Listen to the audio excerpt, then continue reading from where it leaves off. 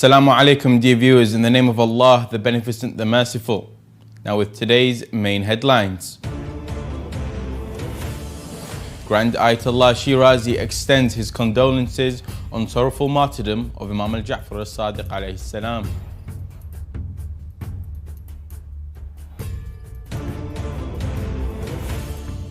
Non-violence organization issues message on International Day of Living Together in Peace.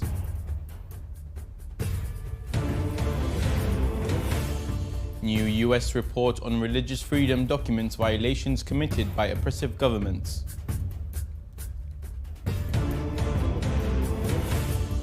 Pakistan Parashina school teaches slaughter protest, demand justice for Shia colleagues.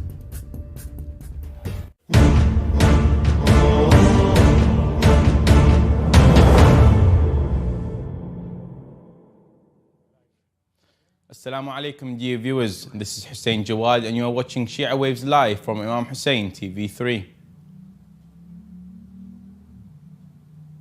The office of the Supreme Religious Authority, Grand Ayatollah Sayyid Sadiq al-Hussein Shirazi, has said today on Tuesday that the Honourable House of His Eminence will hold mourning ceremony on sorrowful anniversary of the martyrdom of Imam al-Ja'far al-Sadiq alayhi salam. The office added that the Grand Ayatollah Sayyid Sadiq Shirazi will attend the mourning ceremony as well as crowds of scholars, students of the religious seminary and other believers. It noted that the mourning ceremonies will be held in Persian in the morning and in the Arabic in the evening. Grand Ayatollah Sayyid Sadiq al-Hussein Shirazi said on this anniversary that the believers, men and women, should read the letter which Imam al-Sadiq, peace be upon him, wrote to the Shi'as. Within this letter, one can achieve success both in life and in the hereafter. On the International Day of Living Together in Peace, the World Non-Violence Organization, Free Muslim, issued a statement in which it called for reflecting of the harm caused to humanity by conflicts, wars and rivalries between individuals and peoples on the planet, based on commandments of the heavenly messages, man-made norms and laws, as well as their harmony with the common human sense. The organization warned it is in its statement received by Shia Waves agency that the involvement of major countries in a dangerous war coordinated for an unprecedented escalation since the Second World War, threatening the survival of all humanity in the event that this war develops into unconsidered levels. It pointed out that the Russian-Ukrainian war has become a serious vertical division between the great powers that threatens the international community, indicating at the same time that the conflicting parties relied on selfish decisions emanating from individualistic vision that does not take into account the security and safety of humanity and does not take into account the scale of the disaster in the event of any further development. Along with other organizations celebrating this international day, the organization strongly calls on Western countries to return to dialogue and give priority to overall interests of the categorical and regional interests, the organization has said. The Free Muslim reiterated its calls for working to stop the ongoing war and work towards peace and solving problems in accordance with sound visions to avoid armed confrontations, stressing the importance of seeking diplomatic alternatives. The international community has recognized that the 16th of May every year as the International Day of Living Together in Peace.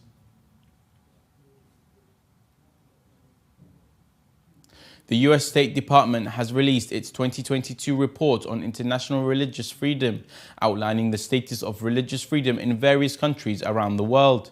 Secretary of State Antony Blinken said on Monday that the annual survey shows conditions in some of the most oppressive nations around the world are growing even more dire, as well as new troubling trends, adding that governments in many parts of the world continue to target religious minorities using a host of methods, including torture, beatings, unlawful surveillance, and so-called re-education camps.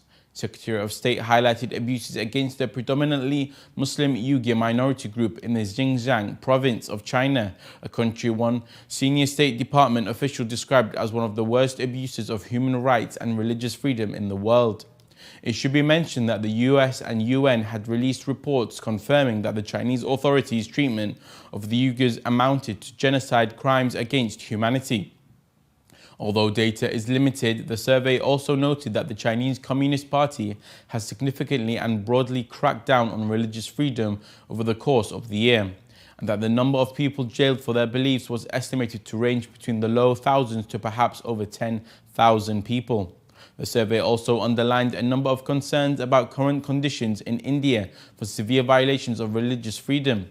Among the issues listed are legal prohibitions against conversions in multiple states, accusations of systematic discrimination against Muslims, and attacks on religious minorities, including cow revanchism against non-Hindus based on allegations of cow slaughter or trade in beef. We have joining with us Dr. Said Al-Hussein Al-Rumaythi, who is political consultant and researcher. Assalamu alaikum, Dr. Hussein Al-Rumaythi. Alaikum assalam wa rahmatullah. How accurate do you believe the US annual report on religious freedom is? Well, majority of these reports could be considered accurate due to the fact that many independent organizations, some of them that I actually know I've worked for in the past, these are sincere individuals, sincere organizations that actually provide some of these information, some of these facts, some of these incidents of violations and so on. They provide them to the U.S. State Department. So I could easily say a lot of these reports are legitimate, are concise, are accurate. Are they used politically for political gain, for political purposes? Of course, no one can deny that. But as far as accuracy of these reports, I cannot say otherwise. Such as India, China, and Myanmar crack down on religious minorities?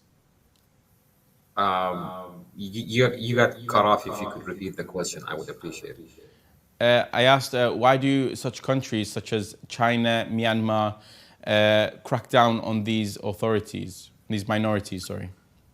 Okay, well, first of all, we have to understand that we do not live in a unipolar globe anymore. The world is not run by the US anymore. There are rising powers, rising superpowers: China, India, Brazil, Russia. Well, not Russia, not so much, but like rising economic powers.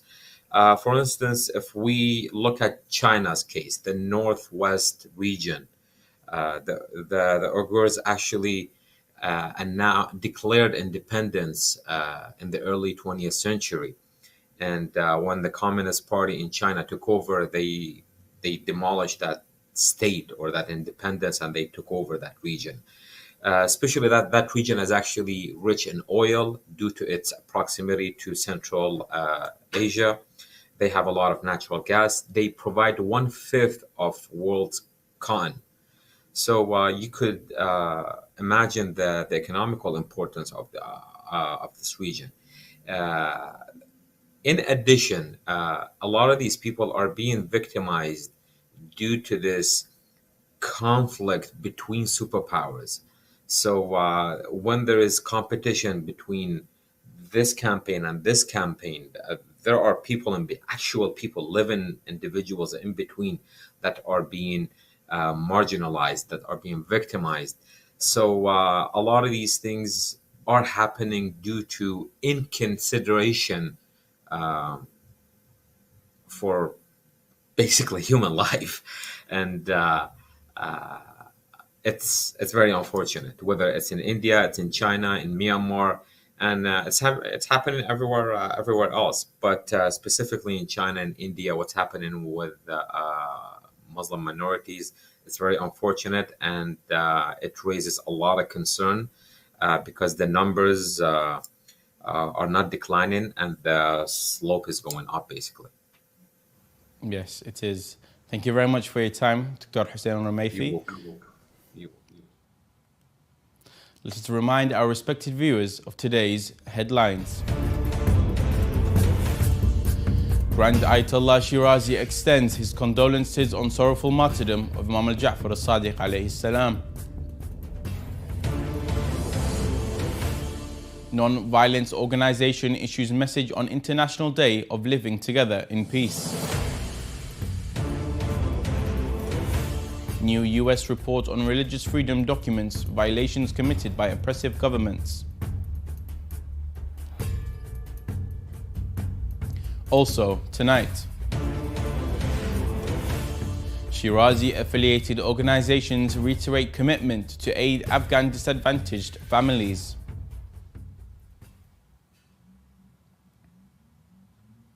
May 15th, the Express Tribune reported that female school teachers in Parachina Kurum Tribunal District held a protest against the brutal killing of Shia school teachers on May the 4th. They demanded the arrest of those responsible for the tragic incident where teachers and drivers were held hostage inside a government high school building and systematically murdered. The teachers called for an inclusive investigation involving all school staff. As eyewitnesses, local residents dismissed claims of property disputes and asserted that the killings were sectarian in nature. Compensation packages were distributed to the victims, families, and several suspects have been arrested, according to Federal Minister Sajid Turi.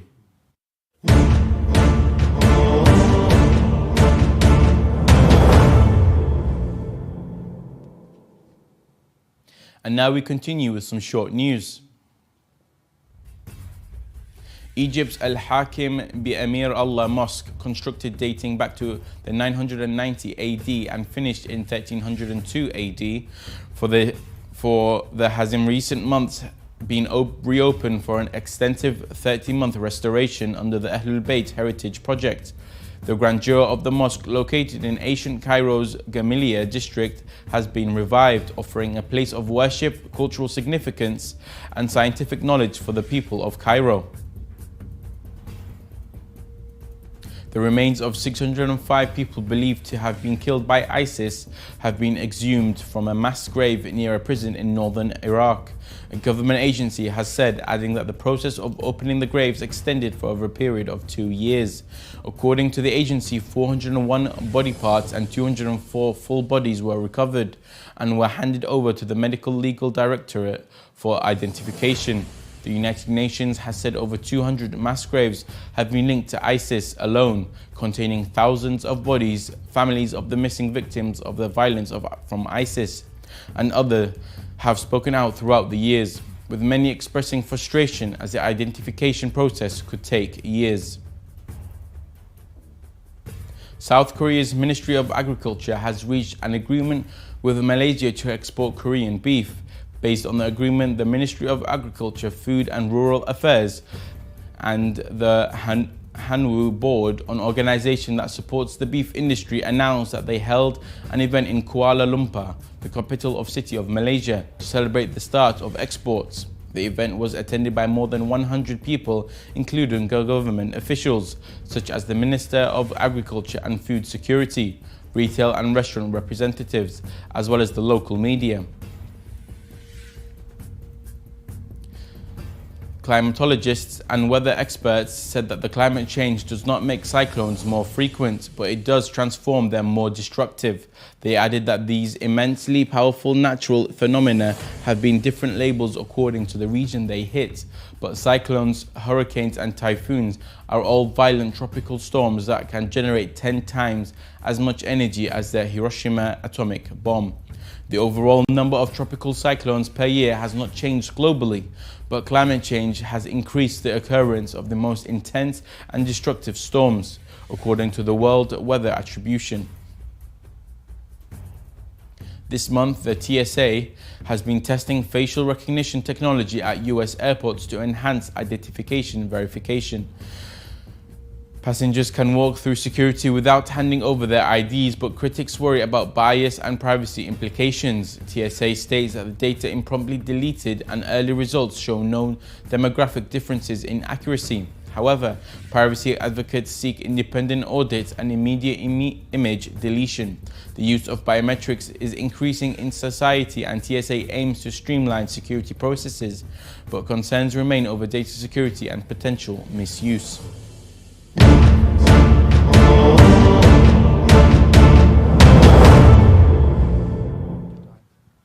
The Office of the Supreme Religious Authority, His Eminence Grand Ayatollah Sayyid Al-Hussein Shirazi, has said on Tuesday, that its affiliated organizations continue to assist disadvantaged families in Afghanistan. The office pointed out that the large numbers of Afghan families in different cities are still in need of urgent humanitarian support. These families live in difficult situations which require us to intensify efforts to meet their needs, the office has added. It is worth mentioning that the Sayyidah Fatima Zahra complex in Kabul has distributed 2 patches of food baskets to the families of the orphans.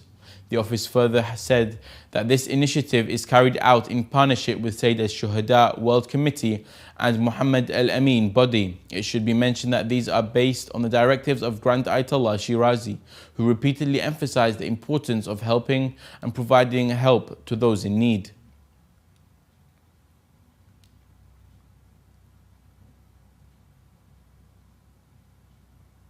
We have reached the end of today's Shia Waves show. Let's remind our dear viewers of today's headlines. Grand Ayatollah Shirazi extends his condolences on sorrowful martyrdom of Imam Ja'far Sadiq alayhi salam. Non-violence organization issues message on International Day of Living Together in Peace. New US report on religious freedom documents violations committed by oppressive governments. Pakistan.